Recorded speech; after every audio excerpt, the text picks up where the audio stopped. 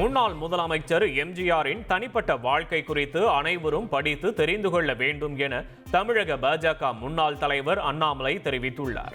ஈரோடு வேப்பம்பாளையத்தில் நடைபெற்ற பாஜகவைச் சேர்ந்த RS சுப்பிரமணியம் என்பவர் எழுதிய புத்தக வெளியீட்டு விழாவில் கலந்து கொண்ட அவர், முன்னாள் முதலமைச்சர் எம்ஜிஆர் திமுகவிலிருந்து வெளியேறியது குறித்து குறிப்பிட்டு பேசினார்.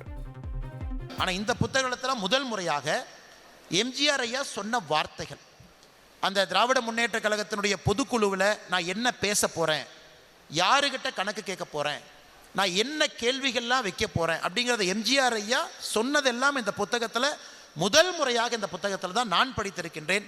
மற்றபடி அரசியல் எல்லாம் சொல்லுவாங்க.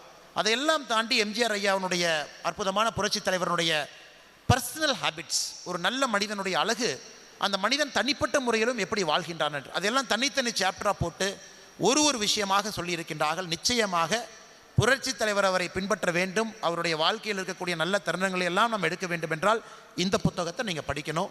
உங்கள் தந்திவன் தொலைக்காட்சியில் கணபதியே வருவாய் தினமும் காலை 7 மணிக்கு காண தவறாதீர்கள்.